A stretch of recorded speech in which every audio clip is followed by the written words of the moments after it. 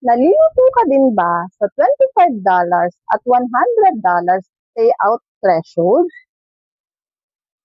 PayPal or bank transfer?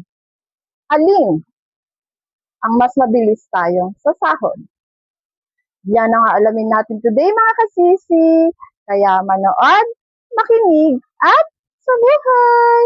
Pero bago ang lahat, pwede po bang pagkatapos ng video, pwede po bang paki-like or pakipusuan, leave a comment, and share upang ang ibang mga kasisi natin ay may matutunan. At kung hindi ka pa nakapollow, click follow for more tips and tutorials. Bakit sa'yo $100 at sa kanya $25 lang sa sahod na? Pero bago po ang lahat, gusto ko pong sabihin sa inyo na unang laging nagre-reflect sa ating earnings ay ang star earnings. And bakit 25 sa ibang mga kasisi at sa'yo 100? Ganito po kasi yan. Kapag PayPal, ang ginamit mo na payout method, ang lalabas na minimum required ay $25. Kapag naman po ang ginamit mo ay bangko, ang lalabas po dyan ay $100. Yun po yung magiging on the way mo. May nag-react. Ang sabi niya, bakit ako? Bangko ang gamit ko, pero $25 na sa sahod ko na. Ganito po kasi yan, mga kasisi. Kapag ang gamit mo ay PayPal, $25 minimum required. Kapag ang gamit mo ay wire transfer, ang minimum required ay $100. Kapag bank naman po ang gamit mo, at ito ay local bank, pwede ka na pong sumahod ng $25. Local bank po, $25, pwede mo nang sahurin. Pero kung ito ay wire transfer, $100 po. Malinaw po ba? May nagtanong din, kailan po ba kami sasahod? Kapag monetize na po kami at meron na din po kaming mga monetization tools. Tayo po ay sasahod tuwing ika-21st day at ang computation po ng ating star earnings ay every first days of the month. 5th day onwards, yan naman po ang ating mga subscription at other tools. Kung madidelay man po ang ating mga sahod, ito po ay hanggang 3 days. Minsan po napupol ito sa araw ng mga holiday. Minsan naman maaga tayong pinapasahod ni Daddy Net. Kapag PayPal po ang gamit natin, on the same day, yan po ay atin nang marireceive. Kapag bangko naman po, mag-aantay tayo ng 3 to 7 working days. At ito ay mag-a-adjust din kung holiday.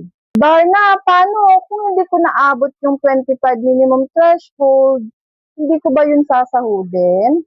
Sagot po dyan, kapag hindi mo na-meet ang minimum threshold within a month, sasahudin mo po yun next month.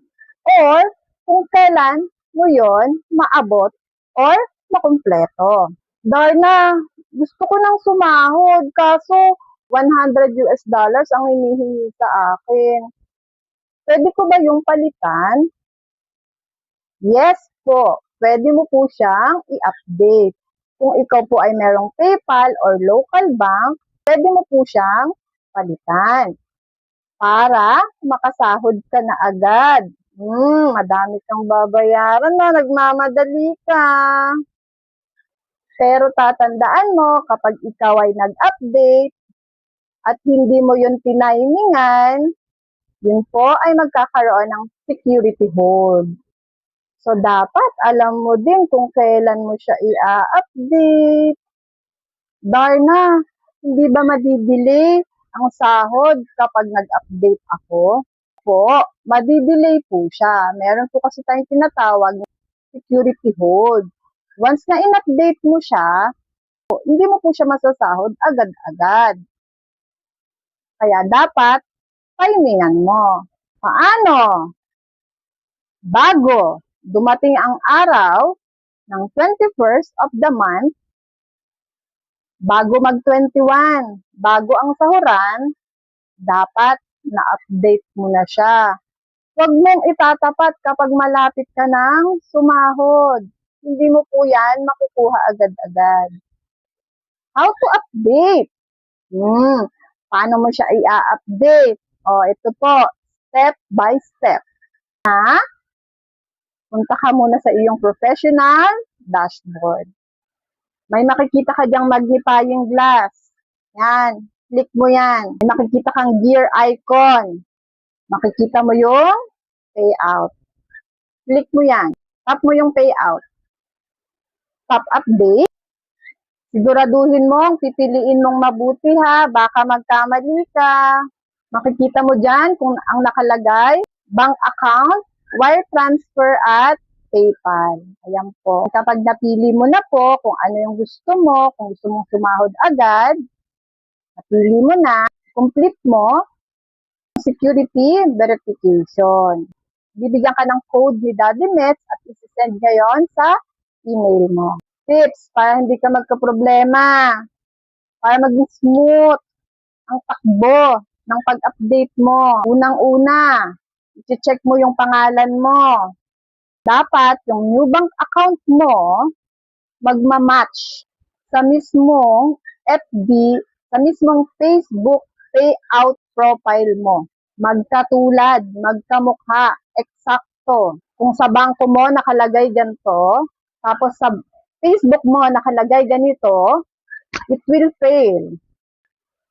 Pangalawang tips, kung local bank ang gagamitin mo, dapat nakaredy na ang iyong SWIFT or BIC code. Ready mo po yan.